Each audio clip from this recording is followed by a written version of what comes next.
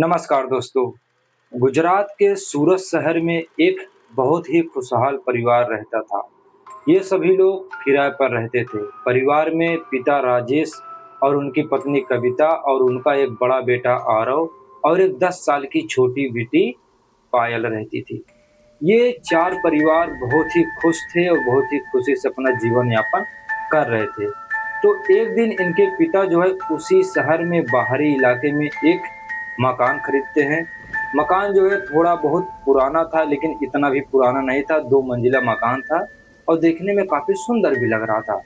तो इनके पास क्योंकि जो है घर नहीं था और ये लोग काफ़ी सालों से जो है किराए पर ही रहते थे।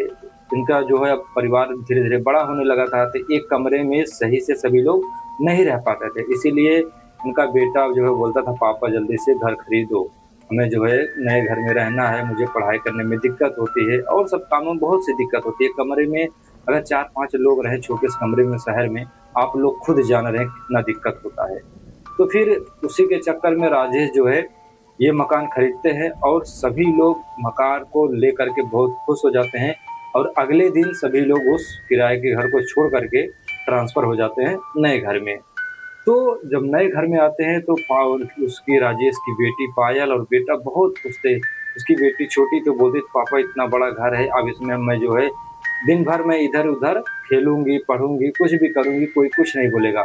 सभी लोग बहुत खुश थे, इतना ज़्यादा खुश थे कुछ पूछो मत। लेकिन उन्हें नहीं पता था कि ये उनकी खुशी बस बहुत दिनों की नहीं है, कुछ दिनों की है।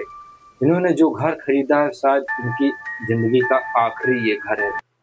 होता है एक रात सभी लोग जो है फिर अ, उनकी पत्नी राजेश और उसकी छोटी बेटी पायल, ये तीनों लोग नीचे कमरे में रहते हैं और बेटा आरव जो है ऊपर की मंजिल पर रहता है। क्योंकि बेटा जो है पढ़ाई-वढ़ाई करता है रात में काफ़ी देर तक, इसलिए वह अपना एक अलग कमरा लिया था। लेकिन रात में जब वह उसमें लेटा हुआ था, पढ़ाई कर रहा था, रात के 12 बजे उसे अजीब-सा लगने लगा। अचानक उसे ऐसा लगा कि छत के ऊपर जैसे कोई चल रहा है भारी कदमों से। वह एक बार थोड़ा डर जाता है। फिर वह सोचता है कि हो सकता है कि बिल्ली-विल्ली होगी। वह फिर उठ के जाता है, जब थोड़ा खिड़की खोलता है, तो बाहर कोई नहीं दिखाई देता। फिर खिड़की बंद करके वह चुपचाप पढ़ने लगता है। फिर जो है फिर थोड़ी देर में वो सो जाता है, क्योंकि अब ऐसा आवाज़ सुना उसने पहली बार तो वह थोड़ा घबरा गया, सो गया। तो फिर ऐसा हुआ एक दिन, फिर दूसरी रात फिर यही घटना हुई। अब दूसरी रात जो है वह फिर जब लेटा हुआ था, अचानक उसे अब की बार चलने की आवाज़ नहीं, पायल की आवाज़ सुनाई दी। ऐसा लग रहा था जैसे कोई पायल पहन करके छन छन छन छन करते हुए ऐसा जा रहा है। फिर जब आरव डरते हुए थोड़ा-सा ऐसे खिड़की खोलता है, तो बाहर उसे ऐसा कुछ दिखाई देता है जिसे देखते ही आरव का ऐसे हाथ-पैर एकदम काँपने लगता है भाई। वह देखता है कि उसे बाहर एक परछाई दिखी, काली परछाई। उसे देख कर के वो इतना ज़्यादा चौंक गया, तुरंत जो है खिड़की बंद कर दिया, दरवाजे बंद कर दिए और वो तुरंत जो है अपने बिस्तर पर कस के लेट गया। रात भर उसे नींद नहीं आई। तो सुबह जो है जाकर के अपने मम्मी-पापा को ये बात बताया, तो उसके मम्मी-पापा ये बात नहीं माने, बोले बेटा अभी हम लोग नए जगह पर आए हैं, तो हो सकता है तुझे कुछ ऐसा अजीब-सा लगा होगा। अभी ये नया-नया घर है, इसमें कोई दिक्कत नहीं है, मैंने घर लिया है, जो मुझे घर दिलाए हैं कोई दिक्कत है नहीं, ये सही घर है। उसके पापा जो है ये सब टाल देते हैं, बोलते हैं ठीक है। लेकिन आरव को तो थोड़ा-थोड़ा डर लगने लगा था। और फिर भाई ऐसे आती है तीसरी रात। अब तीसरी रात और ही भयानक हो गई। तीसरी रात आरव जब अपने बिस्तर पर लेटा हुआ था, उसे दरवाजे पर ऐसे खट-खट की आवाज़ आई। कोई ऐसा लग रहा था जैसे बाहर खड़ा है। लेकिन वह जब दरवाज़ा खोला तो देखता है बाहर कोई नहीं है। और फिर जैसे ही सोचा कि चलो दरवाज़ा बंद करके मैं लेट जाऊँ, अचानक उसके छत के एक कोने में एक औरत दिखाई दी, जो एकदम लंबी आकृति थी और सफ़ेद साड़ी से लंबे-लंबे बाल ऐसे झुके हुए थे और चेहरा एकदम ढका हुआ था। वह देख कर के आरव की ऐसी एकदम आँखें निकल आती, भाई उसका ऐसे गला सूख गया। इतना डर गया कि फिर वह ज़ोर से चिल्लाया और दरवाज़ा को बंद कर दिया। और फिर जब वो सभी लोग दौड़ कर के उसके मम्मी-पापा लोग आए और फिर ये उसको ले जाते हैं नीचे। फिर जब सुबह होती है जाकर के देखते हैं, आरओ के दरवाजे पर खरोंचने के निशान, जैसे बड़े-बड़े नाखूनों से ऐसे किसी ने खरोंचा हो। अब यह देख कर के आरव का पिता जो है अब थोड़ा-थोड़ा घबरा जाते हैं। पूरा परिवार जो है अब चिंतित रहने लगता है। अब वो सोचते हैं कि हमारे साथ ज़रूर कुछ न कुछ ये घटना घट रही है, क्योंकि मेरे बेटे के साथ 3 दिन तक ऐसा अगर कुछ नहीं होता तो ऐसा नहीं होता। तो फिर वो क्या किए, अगले दिन जो है पूरे घर में कैमरे लगवा दिए। छत पर भी लगवा दिए, कमरे में भी लगवा दिए और बाहर भी लगवा दिए। हर जगह पर कैमरे लगा दिए, अब ये देखने के लिए कि अगर कुछ है तो पता चल जाएगा। तो फिर जब कैमरे लगवा दिए तो सभी लोग फिर से जो है अगली रात सो जाते हैं और आरव फिर अपने कमरे में चला जाता है। अब आरव सोचता है कि अगर कुछ भी होगा तो पता चलेगा, क्योंकि कैमरा लग गया है। लेकिन भाई इन्हें नहीं मालूम था कि कैमरा लगने से कुछ नहीं होने वाला है। रात में करीबन यही 2:13 पे आरव का दरवाजा ऐसे चर्र करते हुए अपने आप खुल जाता है और फिर बाहर से एक बहुत ही दर्दनाक से रोने की आवाज आती है किसी की। लेकिन आरव डर के मारे अपने बिस्तर में से सिकुड़ा था। उठ नहीं रहा आरव, क्योंकि वह जान रहा कि हो सकता है कि वही औरत आ गई है। ऐसे डर के मारे सिकुड़ा है, कुछ भी नहीं बोला, लेकिन कुछ होता भी नहीं है। बस इतना ही रात में हुआ। और फिर जब सुबह हुई तो सभी लोग जाकर के कैमरों को चेक करने लगे। जब देखते हैं वीडियो में कि रात में 2 बजे एक सफेद साड़ी पहनी हुई औरत सीढ़ियों से चढ़ करके आरव के कमरे के पास जाती है और उसका दरवाजा अपने हाथों से ऐसे धक्का दे करके खोलती है, लेकिन आरव बाहर नहीं आता है। और उसके बाद जैसे ही वो औरत ने उस कैमरे की ओर देखा, उसके बाद कैमरा जो है अपने आप बंद हो गया। उसके बाद उसके आगे कोई भी रिकॉर्डिंग नहीं थी, बस वहीं तक थी। अब यह देख करके उसका पूरा परिवार सदमे में हो जाता है कि मतलब इसका मतलब हमारे घर में ऐसी-ऐसी घटना है जो हमें अभी तक पता नहीं थी। तो अगले दिन जो है सुबह जो है जा करके राजेश आस-पास में पता करते हैं, घर की छानबीन करते हैं। तब जाकर के इनको पता चलता है कि करीबन 15 साल पहले इस घर में ऊपर वाली मंजिल पर एक माँ और एक बेटा रहते थे। लेकिन मालूम नहीं क्या हो गया था, एक दिन जो है इनका बेटा बाहर ऐसे निकला और अचानक छत से गिर करके नीचे उसकी मृत्यु हो गई थी।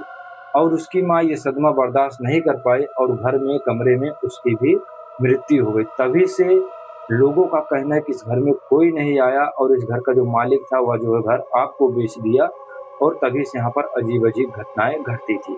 यह सुन कर के राजेश के भाई एकदम पैर काँप गए। वह सोचा मैंने क्या कर दिया, मैंने इतना पता नहीं किया, ये घर मैंने ले लिया, आज मेरा भी परिवार सदमे में है। लेकिन अगले दिन से फिर आरव का व्यवहार धीरे-धीरे बदलने लगा। अब आरव अकेले-अकेले रहने लगा। वह किसी से ज़्यादा बोलता भी नहीं था, जो कि अब उसका परिवार जो है नीचे ही रहता है, ऊपर नहीं रहता। लेकिन एक दिन रात में होता क्या है, जब रात में उसके पापा, मम्मी, उसकी छोटी बेटी और आरव, ये सब लोग साथ में सो रहे थे। तो अचानक आरव जो है रात में उठता है और ऐसे सीढ़ियों की ओर अपने आप चले जाता है। और सीढ़ियों की ओर जब जाता है तो उसकी माँ की नींद खुल जाती है। वह जो जाकर के पीछे-पीछे से देखती है। आरव जाकर के ऐसे छत के किनारे खड़े होकर के किसी से कहता है कि तुम घबराओ मत, मैं बहुत जल्दी आऊँगा, मैं तुम्हारे पास ही आऊँगा। यह देख कर के उसकी माँ डर जाती है और दौड़ कर जाती है, आरव को पकड़ लेती है, ये सोच कर कि कहीं आरव छत से नीचे न कूद जाए। फिर वो पकड़ करके आरव को नीचे ले आती है तो आरव जो है उसकी तबीयत खराब हो गई थी, उसे होश नहीं था, बेहोश हो गया था। फिर सुबह जो है पानी उसके पिताजी जो है पानी-वानी डालते हैं, डॉक्टर को बुलाते हैं, तो बोलते हैं कुछ नहीं हुआ, बस ऐसे थोड़ा ये घबरा गया है। लेकिन उसे सुबह कुछ याद नहीं था। जब उसकी माँ ने पूछा कि बेटा तू रात में छत पर एकदम किनारे क्यों खड़ा था? क्या हुआ तुझे? उसे कुछ नहीं बोला माँ, लेकिन मैं तो जो है आपके पास लेटा था, मैं छत पे क्या करने गया? उसे कुछ याद ही नहीं था। अब उसके परिवार सोचे मेरे बेटे के साथ क्या हो गया? मुझे मालूम नहीं है। तो उसकी माँ जिद करने लगती है तुम एक काम करो, ये घर को बेचो और हम लोग कहीं और चलते हैं। तो राजेश कहता है रुको, अब इतना जल्दी नहीं बेच पाएँगे, समय लगेगा। हम लोग फिर दूसरा कस्टमर ढूँढते हैं बेचने के लिए, लेकिन अभी हमें जो है यहीं पर रहना होगा। बस तुम इतना करो, अपने बेटे को सँभाल करके नीचे ही रखो, ऊपर मत जाने दो। अगर ऊपर चला गया तो फिर दिक्कत हो जाएगी। तो फिर अगली रात फिर एक घटना होती है। उस रात जो है राजेश थोड़ा घर में लेट आता है। वह जो है कस्टमर ढूँढने के चक्कर में कि कितना जल्दी इस घर को मैं भिजवा दूँ। तो रात में करीबन जो उसकी माँ भी सो गई, उसकी बेटी भी सो गई। रात में वही 12 बजे फिर वही हरकत। आरव जो है अपने बिस्तर पर से उठा और ऐसे सीढ़ियों की तरफ से वह छत पे चला गया। और फिर वही बहुत ही सही समय था कि उसका पिताजी जो है उसी समय घर पर आ गए थे रात में। और जब आते हैं देखते हैं आरव अपने बिस्तर पर नहीं था। तो फिर वो जो है सोचते हैं कि आरव कहाँ गया, इधर-उधर देखते, जब नहीं दिखाई देता फिर वह छत की तरफ वो भी चले जाते हैं। और जब पहुँचते हैं देखते हैं कि आरव जो है ऐसे एकदम छत के किनारे पहुँचने ही वाला था। और देखते हैं कि उसके सामने वही एक बड़ी सी आकृति औरत, उसका चेहरा ऐसे एकदम मतलब मालूम नहीं कैसे था, एकदम ये सब कटा पिटा, आंखें ऐसी एकदम बड़ी बड़ी, पूरी एकदम चुड़ैल जैसी लग रही थी, बड़े बड़े नाखून। वो जो है आरव को ऐसे बुला रही, आओ बेटा आओ मेरे पास आओ। और आरव धीरे धीरे जो है छत के किनारे की तरफ चला जा रहा। उसका पिता अब ये सोच लिया कि अब मेरा बेटा बचेगा नहीं, ये मेरे बेटों को गिरा दे। उसका पिता हिम्मत करके, जो कि डर रहा था, हिम्मत करके वह दौड़ते हुए जो है गया, अपने बेटे को पकड़ के खींच लिया इधर। और फिर वो औरत गुस्से में इतना तेज ऐसे चिल्ला करके फिर गायब हो, क्योंकि जो है उसको पकड़ते ही उसके पिता ने जोर जोर से फिर चिल्लाना शुरू कर दिया। आसपास के लोग भी जाग गए, छतों पर लाइट्स मारने लगे, देखिए क्या हुआ। फिर वो जो है उसके पिता आरव के नीचे ले आते हैं, बोलते तो उसकी माँ जो है घबरा जाती है। उसकी माँ सोचती है कि आरव तो मेरे पास था, ये कब ऊपर चला गया। लेकिन उसे पता नहीं था कि उसकी माँ जो है सो गई थी, नींद लग गई थी बहुत ज्यादा। और वह जो है अपने बेटों को देख करके पकड़ के रोने लगती है, बोलती है बेटा तू कहाँ चला गया था, आज बहुत ही हमारा किस्मत ठीक था जो पापा समय पे आगे बचा लिए। तो अगले दिन जो है वह राजेश जो है जाता है, एक पुजारी बाबा को ले आता है और उसे ये सब समस्या का बताता है कि मेरे घर में ऐसा हो रहा। तो पुजारी जो है इसका समाधान बताता, ठीक है इस घर में जो है एक मंत्र का पाठ कराना होगा जिससे आत्मा लोग भागती है, क्योंकि वो यहाँ पर बैठ गई है। तो फिर अगले दिन जो है सब पूजा का सामान आ गया और ये मंत्रोच्चार शुरू हो गया। वहाँ पर हवन ववन होने लगा। और जब ये मंत्र पढ़ने लगा, हवन होने लगा, तो ऊपर जो है इसे आवाज आने लगी। ऐसे लग रहा था जैसे कोई इधर उधर, मतलब उसको तकलीफ हो रही है, कोई एकदम दर्द दे रहा, क्योंकि इधर से पुजारी मंत्र पढ़ रहा था भगाने वाला, तो भाग नहीं रही थी। तो थोड़ी देर बाद इधर उधर आवाज हुआ, ऊपर से जो है इसे दरवाजे पटकने की आवाज आई, लेकिन ऊपर कोई नहीं गया। और धीरे धीरे वो आवाज बंद हो गई, मंत्र भी बंद हो गया। सब मंत्र एकदम पूरा जो जितना भी था पूजा पाठ एकदम समाप्त हो गया। जब तक पूजा पाठ समाप्त हुआ नहीं तब तक कोई भी वहां से उठा नहीं। और फिर इसके बाद 2-3 दिनों तक कमरे में कुछ नहीं हुआ।